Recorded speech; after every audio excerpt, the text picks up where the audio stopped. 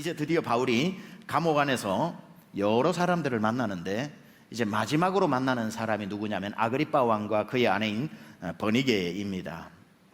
자, 아그리빠 왕 이렇게 나와 있는데 오늘 여러분 26장 시작을 하면은 바로 아그리빠가 바울에게 이르되 너를 위하여 말하기를 내게 허락하노라 하니 이에 바울이 손을 들어 변명하되 변증하되 이럽니다. 아그리빠가 이제 재판을 하기 시작하는 거죠.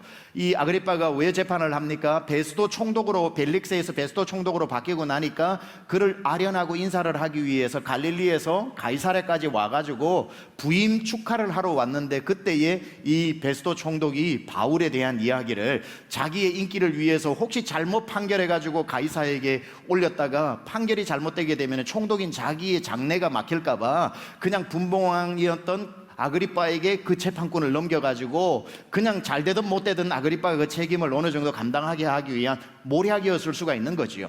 아그리빠 왕보다 총독의 권위가 더 셌기 때문에 총독이 그렇게 이 사람을 신문해보라 하니 아그리빠도 할 수 없이 그 일을 어떤 불이익이 닥칠 줄 알면서도 재판에 응하게 되는 이야기입니다.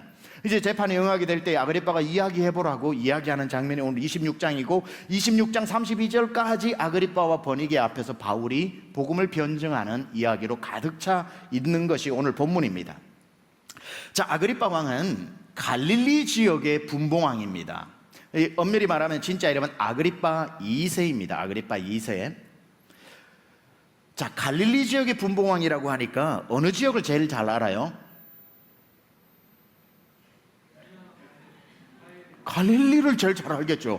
갈릴리 지역의 왕이니까 뭐 그 사람이 애굽을 잘 알겠어요? 갈릴리 지역의 분봉왕이니까 갈릴리를 잘 알겠죠. 그럼 갈릴리를 잘 안다면 갈릴리에서 일어났던 최고의 이슈를 잘 알겠죠. 갈릴리에서 일어났던 최고의 이슈가 뭡니까? 갈릴리 목수였던 예수라고 하는 사람의 그 갈릴리 지역의 사역과 그가 예루살렘까지 가서 어떠한 죽음을 당했고 그가 나중에 다시 갈릴리 호숫가로 돌아와서 제자들을 만나고 그 제자들이 변화되어져서 갈릴리를 온통 뒤집어 놓았던 예수 사건을 잘 알겠죠. 그러니까 오늘 이 바울이 이 분봉왕이었던 아그리빠 왕에 대해서 앞에서 이렇게 자기를 변증할 때 계속 쓰는 말이 뭐냐면은 왕도 아시다시피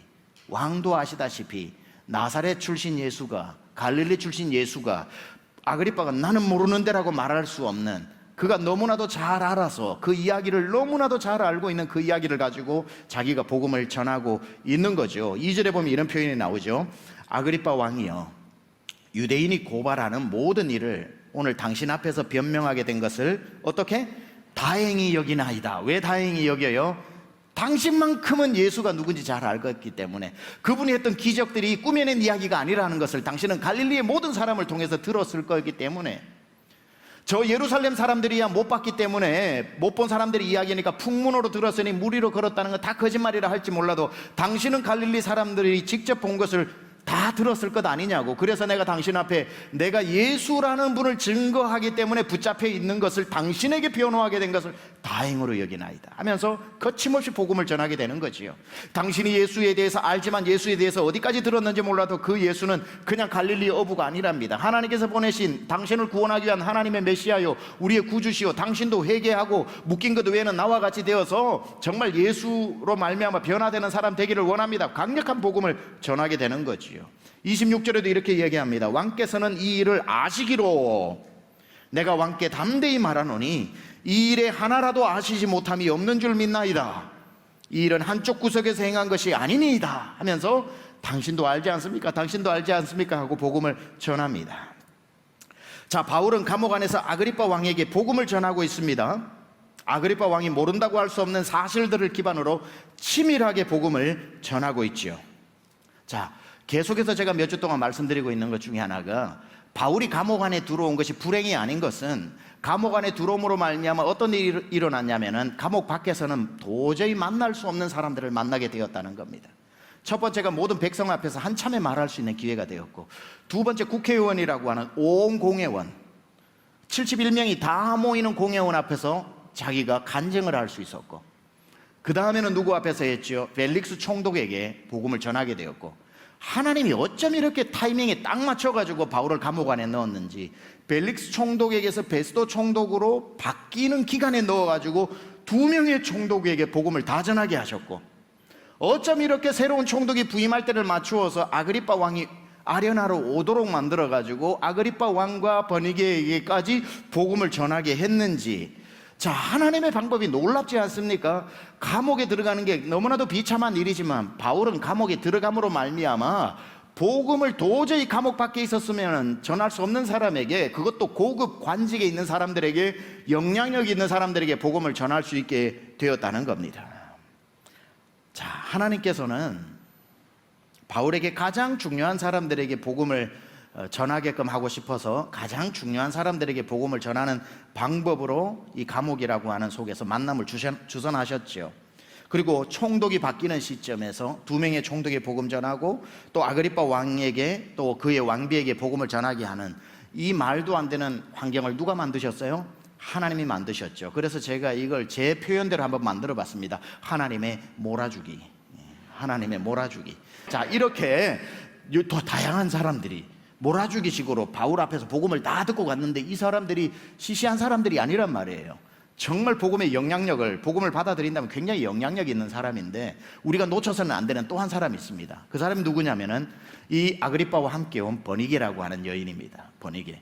야, 정말 역사 속에서 가장 권력을 맛보고 권력에 심취했던 여인을 클레오파트라라고 이야기한다면 이 버니게가 바로 그런 여인입니다. 이 버니게라고 하는 여인은 정말 결혼을 6번 한 사람입니다. 결혼을 6번 한 사람. 근데 굉장한 미인입니다. 여러분처럼 굉장히 미인. 여러분 왜 웃으시는지 모르겠는데 버니게는 굉장히 미인입니다. 그래서 첫 번째 남편이 누구였냐면 알렉산더 대제의 아들입니다. 마르쿠스와 결혼을 하게 됩니다. 그런데 죽어요. 남편이 죽게 돼요. 죽고 난 뒤에 그 다음에 누구랑 결혼을 하게 되냐면은 자기의 숙부와 결혼을 하게 됩니다. 아그리빠 1세, 아그리빠 1세가 자기 아버지거든요.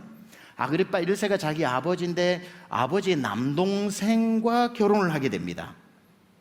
참 칼키스라고 하는 아주 특이하죠. 이 여인이 그런 여인입니다.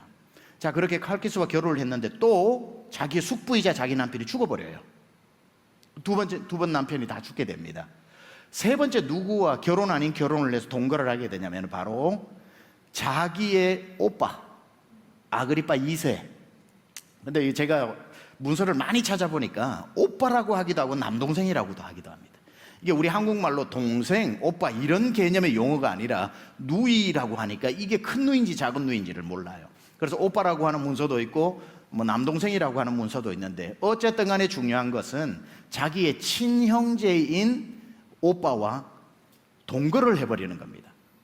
그러니까 자기 아버지가 한 명이죠. 아그리빠 1세. 근데 이제 사람들이 그걸 가만 보고 있을 리가 없으니까 수근수근거리면서 민심이 흉흉해지고 근친상간을 한다고 하니까 입막음으로 뭘 하냐면은 사랑하지도 않는 사람 길리기아 출신의 플레모라고 하는 왕과 또 결혼을 하게 됩니다. 그건 사랑하지도 않는데 이 근친상간에 대한 오해 아닌 오해를 모면하기 위해서 이런 결혼을 하게 되니까 벌써 4번째 결혼을 한 셈이 되는 거죠. 자, 그렇게 결혼을 해놓고 난 뒤에 사랑이 없는 결혼을 했는데 사랑이 됩니까? 그러니 다시 어디로 돌아오냐면 자기 오빠 아그리빠 2세와 다시 돌아와 살게 됩니다. 그러면서 지금 이 베스도 총독이 부임했을 때에 여기에 같이 오게 된 거예요. 그러니까 이게 부부도 아니고 친오누인데 부부로 살고 있는 왕과 왕비의 역할을 하고 있는 거죠. 나중에 이제 어떻게 되냐면은 이스라엘이 AD 70년에 로마 장군 티투스 장군에 의해서 멸망하게 됩니다. 그러니까 말을 몰고 와가지고 예루살렘 성벽을 다 무너뜨린 그 헐번 사건이라 그러는데 예루살렘을 다 이스라엘을 멸망시킨 로마의 장군 티투스 장군이 왔는데 이 버니게를 보고 반해버리는 거예요. 그래서 이 버니게를 자기 아내로 데리고 로마로 갑니다. 로마로 갔는데 이 티투스가 얼마나 위대한 장군이었냐면 결국은 로마의 황제가 됩니다. 로마의 황제가 되었을 때에 이 버니게가 황제의 왕비가 되는 거죠. 그랬을 때에 이 로마에는 어떤 아픔이 있냐면은 이 아까 말씀드렸던 클레오파트라와 같은 이러한 이방의 여인을 왕비로 삼았을 때에 나라가 완전히 갈라지는 것을 보게 되고 극렬히 반대합니다. 이 버니게를 왕비로 삼는 것을. 그래서 왕비로 삼지 못하고 결국은 첩으로 삼게 됩니다. 그리고 이 티투스는 약 3년 동안 황제가 되다가 또 죽어버리고 말고, 그때부터 이 버니게의 역사적 기술은 요세푸스에 나오는 이야기인데 다 사라져서 어떻게 되었는지 알지를 못해요. 자, 이 한 여인의 삶이 대단히 기구하면서도 다 이 나라 모든 왕들의 아내가 되었으니 우리가 생각할 수 있는 한 가지는 어마어마한 미모의 여인이었는데, 그러면서 굉장히 영향력 있는 사람들과 결혼을 했던 6번이나 장장 결혼을 한, 이런 이야기를 두고 우픈 이야기라 그러는데, 우습지만 슬픈 이야기로 우픈 이야기로 버니게는 국제적인 여인입니다. 완전히 국제적인 여인이지요. 자, 지금 상황에서는 자기의 오빠인 아그리파 2세와 함께 동거를 하고 있는 중이었기 때문에 아직 티투스 장군을 만나기 전인데, 그러면 오늘 26장을 읽다 보면 이 버니게는 장차 로마의 황제의 아내가 될 사람이란 말이에요. 자, 이 사람 앞에서 바울이 지금 복음을 전하고 있는 겁니다.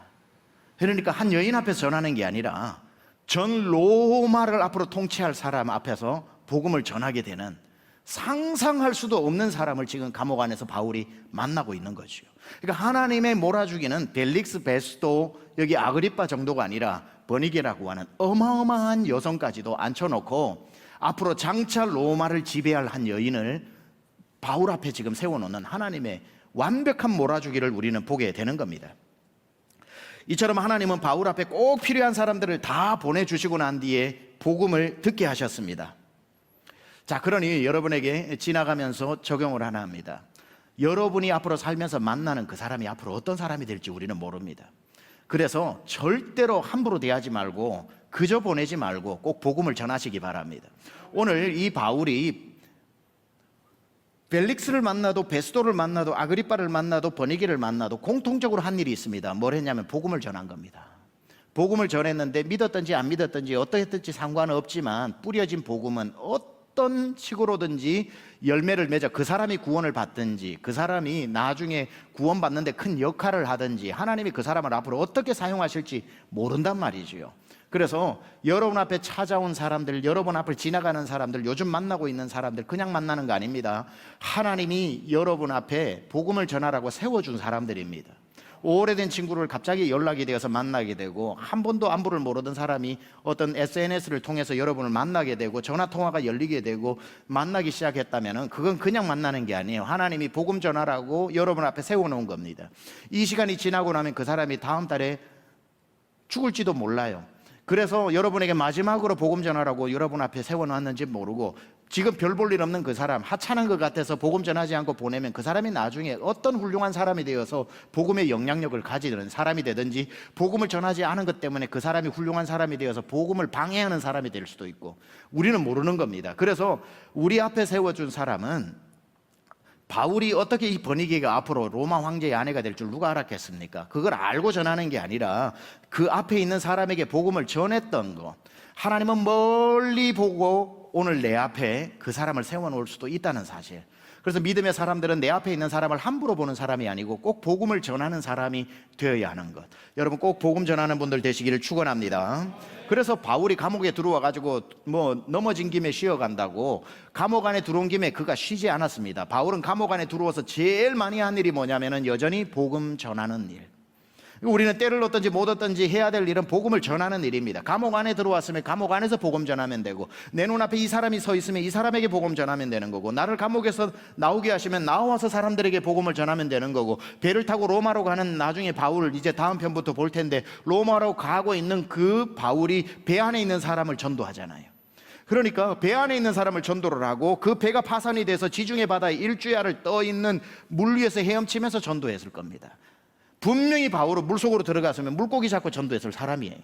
때를 얻든지 못 얻든지 바울은 감옥 안에 있을 때 그 기회를 복음 전하는 기회로 놓치지 않더라는 겁니다. 많은 사람은 감옥 안에 들어왔을 때에 아이고 넘어진 김에 쉬어가자, 감옥 안에서는 좀 힘을 모았다가 나가면 복음 전해야지, 아직 때가 아니야, 이 장소는 적합한 장소가 아니야, 저 사람들 복음 전해 하나도 안 들어, 세상에 뭐가 부러운 게 있어서 예수를 믿어, 예수보다 높은 권력 가지고 있는데 아유 복음 안 들어, 미리 짐작하고 복음 안 전한 게 아니라 그 사람이 누구든지 내가 어디에 있든지 어떤 상황이든지 상관없이 바울은 복음으로 무장되어 복음을 전하더라는 겁니다. 저는 저와 여러분이 그런 분들 되기를 축원합니다. 바울은 언제나 복음으로 24시간 무장되어져 있었다. 그래서 저는 오늘 이제 남은 시간을 바울이 어떻게 이렇게 복음의 사람이 될 수 있었을까? 바울은 24시간 어떤 경우에 사람을 만나도 어떻게 복음을 저렇게 자연스럽게 전할 수 있었을까? 바울이 복음을 전하는 사람이 될 수밖에 없었던, 그가 어떻게 복음으로 무장했는지를 크게 두 가지로 살펴보고 첫 번째 중에서는 세 가지로 한번 살펴보려고 합니다. 자, 바울에게 배우는 복음 전하는 자의 자세. 첫 번째, 항상 복음을 전할 준비를 하면서 살았다. 항상 복음을 전할 준비를 하면서 살아야 한다. 자, 바울이 아그리빠 앞에서 이야기를 하는 모습을 우리가 보면, 오늘 저와 여러분 읽었죠. 이 26장은 소위 뭐라고 이야기해야 되냐면 전도의 교과서라고 이야기합니다. 전도의 뭐라고요? 교과서. 여러분이 누군가에게 전도를 하고 싶잖아요. 그러면은 그 방법을 어디서 배우면 되냐면은 이 사도행전 26장을 수십 번 읽으면 여기에 전도의 ABC가 다 들어가 있습니다. 크게 26장을 요약해 보면 이겁니다. 아그리빠 왕이요, 내가 옛날에는 이런 사람이었습니다. 그러나 아그리빠 왕이요, 내가 이렇게 예수를 만났습니다. 아그리빠 왕이요, 그리고 내 삶이 이렇게 변화되었습니다. 이 세 가지를 이야기하고 있는 게 26장 전체입니다. 그래서 이 사도행전 26장을 복음전도 간증의 교과서라고 이야기를 하는데, 이걸 조금 나누어서 한번 생각을 해보겠습니다. 여러분이 누구를 만나든지 간에 복음을 전하는 분이 될 수 있기 위해서 이 세 가지를 잘 이야기할 수 있어야 됩니다. 어떤 사람이 예수가 뭐예요? 당신 왜 예수 믿어? 당신 믿는 예수를 한번 이야기해 주시오 라고 이야기했을 때에 준비가 안 됐는데 혹시 내일 얘기하면 안 될까요? 하면 내일은 안 와요, 그런 기회가. 그러니까 언제라도 기회가 왔을 때에 복음을 전할 수 있기 위해서 바울이 가르쳐 주고 있고 바울이 사용하는 방법을 이야기해 보면 그는 항상 준비가 되어 있는데 세 가지를 준비한 거예요. 무슨 세 가지를 준비했냐면 예수 믿기 전에 나의 삶이 어땠고, 내가 언제 예수를 믿었고, 예수 믿고 난 뒤에 내가 어떤 삶을 살고 있는지. 예수 믿기 전에 그의 삶을 어디에서 소개하고 있죠? 4절에서 12절까지 이야기하고 있는 겁니다. 4절에서 12절을 읽어보시면, 제가 다시 읽지는 않겠습니다. 내용이 길어서 집에 가셔서 꼭 읽어보실 것이기 때문에. 그래서 제가 다시 읽지는 않겠습니다. 그런데 이 4절에서 12절까지 보면 그가 이런 이야기를 합니다. 내가 당신보다 더했으면 더했지 덜하지 않습니다. 내가 복음을 핍박했던 사람입니다. 내가 사람도 가표를 던지면서 사람도 내가 죽이는데, 예수 믿는 사람 죽이는데 찬성했던 사람입니다. 내가 그것뿐이 아니라 체포영장 받고 다메섹 다른 나라까지 가가지고 예수 믿는 사람 잡아 죽이던 사람이었습니다 라고 하면서 내가 어떤 사람이었는지, 얼마나 큰 죄인이었는지, 자기가 얼마나 흉악한 사람이었는지 자기의 before Christ, 예수 믿기 전에 자기의 삶을 숨김없이 이야기하더라는 거예요. 여러분, 예수 안에서 용서받은 사람은요, 예수 믿기 전의 삶을 부끄러워하지 않습니다. 용서받은 사람은요, 그 전의 삶을 숨기지 않습니다. 내 과거를 자꾸 숨기고 싶고 누가 내 과거를 자꾸 알까 이렇게 두려워하는 사람은요, 엄밀히 말하면 예수님으로부터 용서를 진정으로 받지 못했을 확률이 있습니다. 진짜 용서를 받잖아요, 자유함이 찾아옵니다. 그리고 옛날의 삶을, 정말 내가 그런 삶을 지금도 살고 있다면 숨기겠지만 그 삶에서 완전히 벗어났다면 내 옛날의 삶을 드러내면서 복음을 전하는 도구로 사용하게 되는 겁니다. 자, 그러고 난 뒤에 두 번째, 그가 복음을 전하는 예수 믿기 전의 삶을 이야기한 것뿐 아니라 제일 중요한 몸통이 뭐냐면은 내가 예수님을 어떻게 만났는지를 이야기하고 있는 거죠. 예수님을 어떻게 만났는지를 어디에 나오냐면 13절에서 18절까지 자기가 예수님을 만나게 된 그 놀라운 사건을 이야기해 주고 있습니다. 우리가 잘 아는 대로 그날도 사람을 죽이기 위해 가지고 예수 믿는 사람 잡으러 다메섹으로 가다가 다메섹에 거의 이르는 즈음에 정오의 시간에 예수님을 만나게 된 이야기를 자세하게 아그리파 앞에서 이야기하고 있지요. 여러분, 누군가가 여러분에게 당신 예수님 언제 어떻게 만났습니까? 라고 이야기한다면 여러분의 구원의 이야기를 꽤나 자세하게 이야기해 줄 수 있어야 합니다. 여러분이 예수님 만나는 그 모멘텀이 있어야 된다는 거지요. 자, 바울은 다메섹으로 가다가 예수님이 빛으로 나타나셨죠. 정오의 태양보다 더 밝은 빛으로 예수님이 나타나셨습니다. 바울은 그날 인생 최고의 빛을 만난 겁니다. 여러분, 예수님은 여러분 인생의 최고의 빛이십니다. 자, 바울이 왜 예수님이 바울에게 나타나실 때 이 모양 저 모양으로 나타나실 수 있는데 정오의 태양보다 더 밝은 빛으로 나타나셨을까? 그건 바울이 살아온 인생과 연결되어져 있습니다. 바울의 인생이 어떤 인생이었냐면은 자기가 빛이 되는 인생을 살고 싶었던 거예요. 자기가 빛이 되는 인생이 어떤 빛이냐면은 자기만 나타나면 사람들이 우와하고 감탄하고, 와, 자기가 어떤 슈퍼스타처럼 되기를 원하는 그 성공지향적인 사람, 내가 빛이 되고 싶었던 사람이었던 게 바울이었습니다. 그래서 바울은 생각한 거예요. 내가 빛이 될 수 있는 사람이 되려면은 어떤 사람이 되면 가장 빛이 될까? 아, 모든 사람이 되고 싶은 그 자리, 공회의원이 되는 거구나. 사내들인 공회의원, 요즘으로 말하면 제가 말씀드리지만 국회의원이 되는 것, 이것만큼 한 사람으로 태어나서 빛이 되는 것은 없겠다 싶어서 그는 젊어서부터 유학을 와서 예루살렘 가말리엘 문화에서 자라면서 율법을 다 통달하고, 그리고 바리새인 중에 바리새인이 되어서 율법을 가지고 그가 살아가면서 공회의원이 되기 위한 그 모든 절차를 다 밟아간 겁니다. 차근차근. 왜냐하면 한 가지 목표 때문에, 무엇이 되기 위해? 빛이 되기 위해. 그래서 나만 나타나면 사람들이 와와 소리 지르기 위해서, 사람들이 나만 쳐다보면 막 연예인 보는 것처럼 어머 빛이 나요, 어머 빛이 나요 하는, 빛이 되고 싶은 사람이 되기 위해서 자기 꿈은 하나였습니다. 가장 빛나는, 인간이 입을 수 있는 최고의 옷인 공회의원의 옷을 입고 가장 빛나는 장소인 공회로 출근하는 것. 자기는 그 빛을 위해서, 그 빛을 소유하기 위해서 인생을 걸었던 사람인 거지요. 그는 그 하나의 빛나는 옷을 입기 위해서 자기의 젊음을 다 바친 사람이었고, 그 일을 위해서라면 사람 몇 명 죽이는 것쯤은 아무 문제도 없이 정의와 율법이라는 이름으로 그 무자비한 일을 행했습니다. 죄인 줄 알면서도, 사람을 죽이는 게 어떤 법에서 합당하겠습니까? 사람을 죽이는 게 죄인 줄 알면서도 불구하고 그게 며칠이라도 더 내 출세를 앞당기는 것일 수 있다면 사람 죽이는 일도 마다하지 않고 그리스도인들을 잡아 죽였던 사람, 그는 한마디로 자기가 빛이 되기 위해 미쳤던 사람인 거지요. 미쳤던 사람.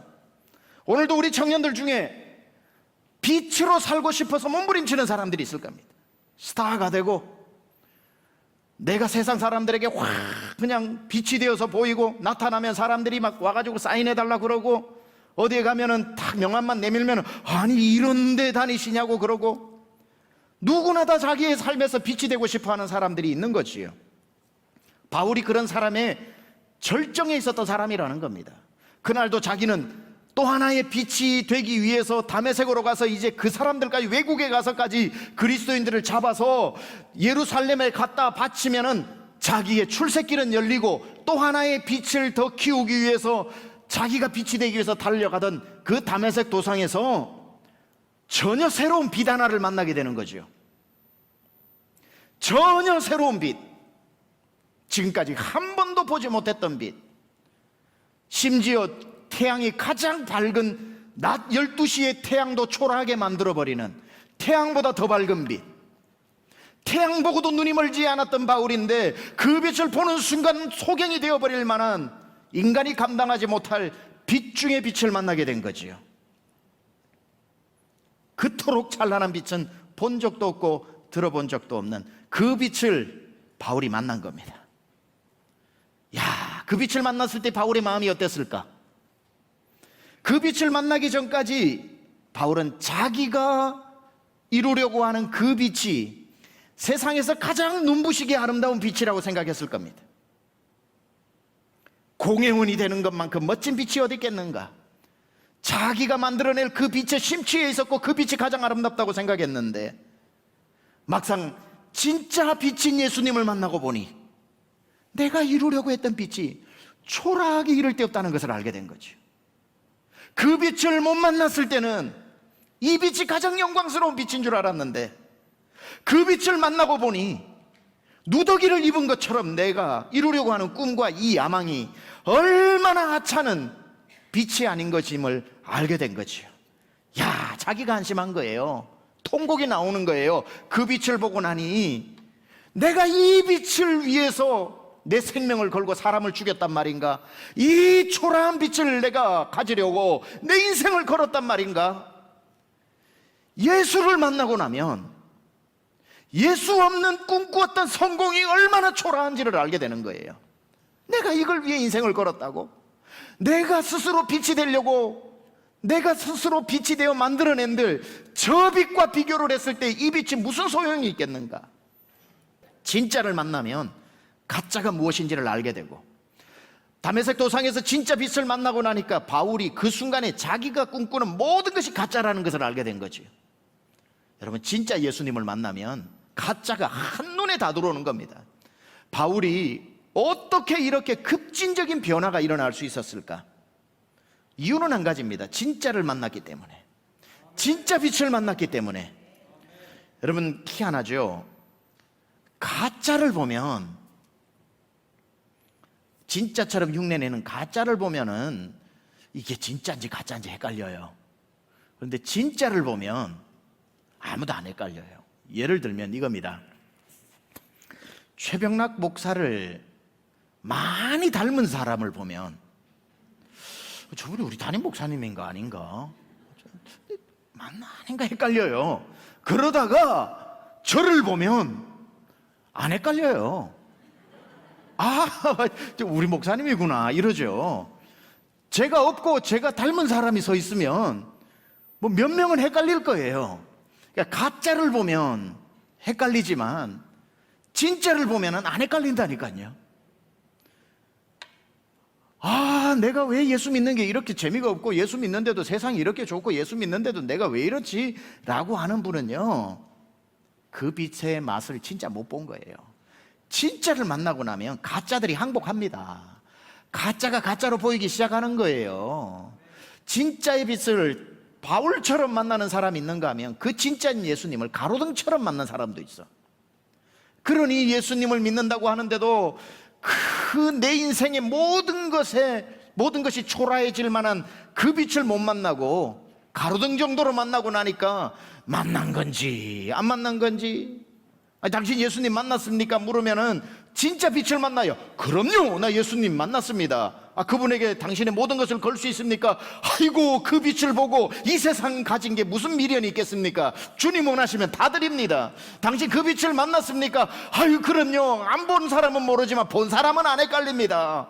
확실하게 이야기하는데, 가로등처럼 만난 사람은 이거 만난 것 같기도 하고 안 만난 것 같기도 해서, 당신 예수님 만났습니까? 그러면 글쎄요, 안 만났다고 하기에는 만난 것 같고, 만났다고 하기에는 내가 이래도 살아도 되나 싶고. 그분들은요, 제가 뭐 안 만났다고 말하지는 않겠지만, 여러분, 그렇게 만나서는 안 됩니다. 만약에 오늘 밤 다시 이 말씀이 여러분의 가슴에 부딪힌다면 기도할 때, 하나님, 내가 그 빛을 오늘 밤 만나게 하여 주옵소서. 내 그 빛 앞에 서게 하여 주옵소서. 내 인생 모든 것이 다 쓰러져 버리고 도도히 빛날 그 영원한 빛 예수 그리스도를 만나게 하여 주옵소서. 절대로 헷갈리지 않는 그 빛을 만나게 하여 주옵소서. 그 빛은 흑암에서 나를 건져주실 빛이요, 지옥에서 나를 건져 천국으로 옮겨주실 빛이요, 내 인생 앞에 비추어줄 그 빛이라는 사실입니다. 우리는 그 빛을 진짜 배기로 제대로 만나야 그때부터 뭐가 되는 줄 아세요? 진짜 빛을 만나야 그 빛을 전하는 빛의 사자들이 되는 겁니다. 이걸 대충 받아가지고는요, 빛의 사자가 못 되는 겁니다. 그래서 복음을 못 전하는 거예요. 그래서 복음 앞에서 초라해지는 거예요. 사람 앞에 자꾸 사람이 무서워지는 거예요. 왜냐하면 진짜를 못 봤기 때문에. 그 빛을 내 온몸으로 받아야 그때부터 빛을 전하는 빛의 사자들이 될 수 있는 겁니다. 그러고 난 뒤에 바울의 또 하나를 우리가 간단하게 살펴보면, 그는 복음으로 어떻게 무장했냐면은, 그는 어떤 사람 앞에서도 두려워하지 않는, 권력자 앞에서도 당당한 사람으로 복음으로 무장되어서 살았다는 겁니다. 우리는 아무리 이렇게 준비를 하고 이렇게 준비를 하고 집에서 예수 믿기 전에 예수님을 이렇게 믿어서 예수 믿고 난 뒤에 이렇게 바뀌어서 훈련을 하고 나도 좀 무서운 사람 앞에 딱 있으면은 입이 안 열려. 막 떨려. 나보다 더 똑똑한 사람 앞에 있으면은 내가 이 말을 해가지고 괜히 그래서 주눅이 들어. 근데 바울을 보세요.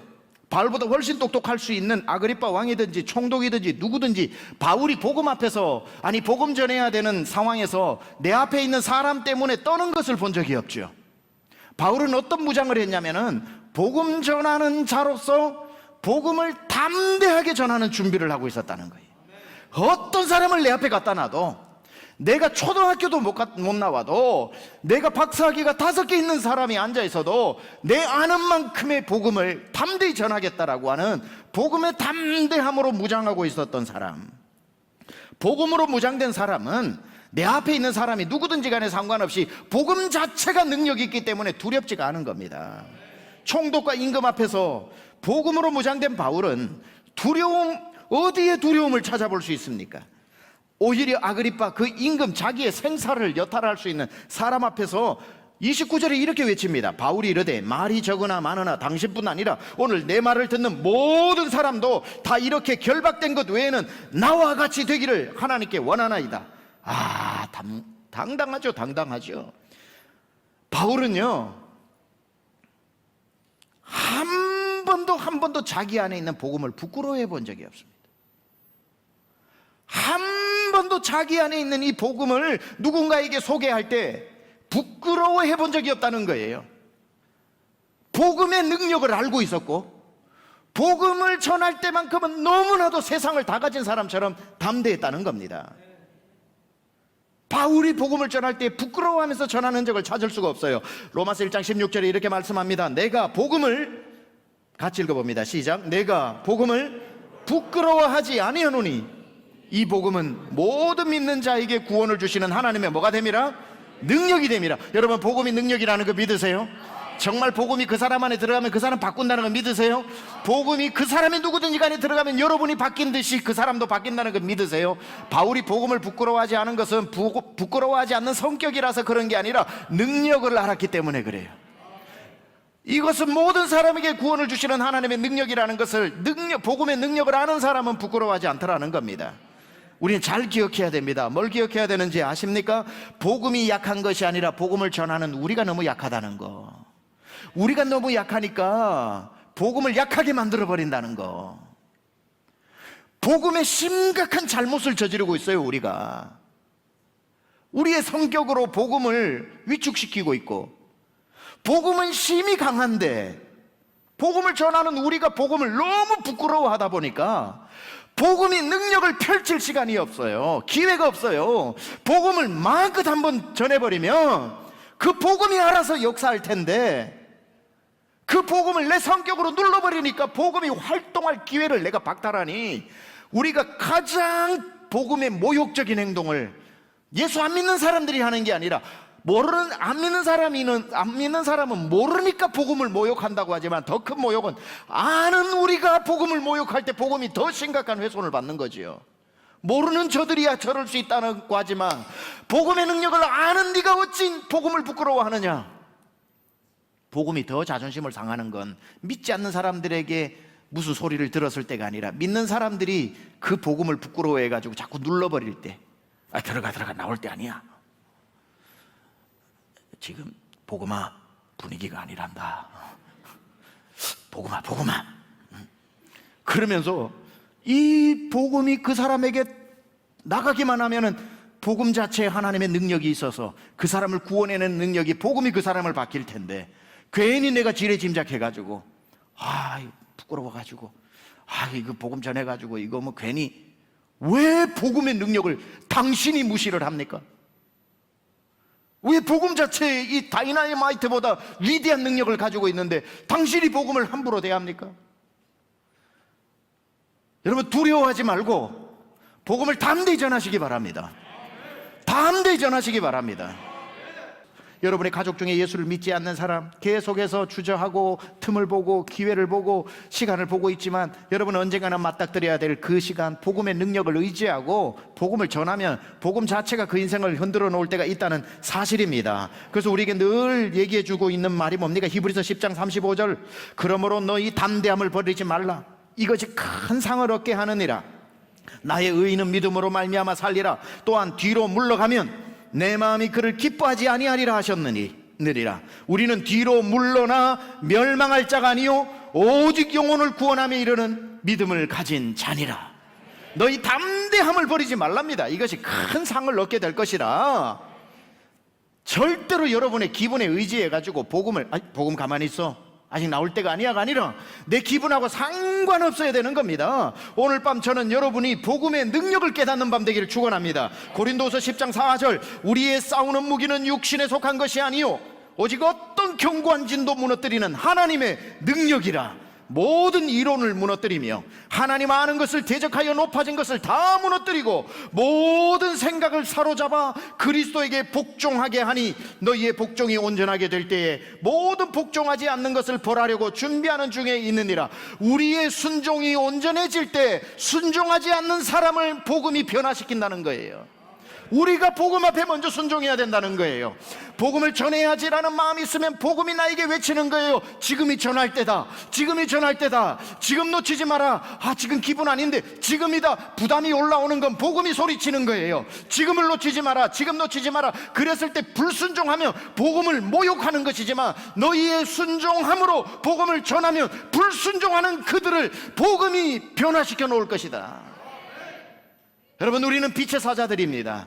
이 빛을 숨기지 말고 나가서 복음을 전하는, 오늘 이 아그리빠 왕 앞에서 담대하게 전했던 바울의 마음을 가지고 여러분 안에 복음의 위대성을 깨닫고 복음을 오늘 제목처럼 과소평가하지 말고 복음의 능력대로 선포하여 여러분 집안 다 주님 앞으로 돌아오고, 여러분 가문 다 주님 앞으로 돌아오고, 여러분 직장 식구들 다 주님 앞으로 돌아오고, 만나는 사람 다 주님 앞으로 돌아올 수 있기를 우리 주 예수 그리스도 이름으로 축원합니다.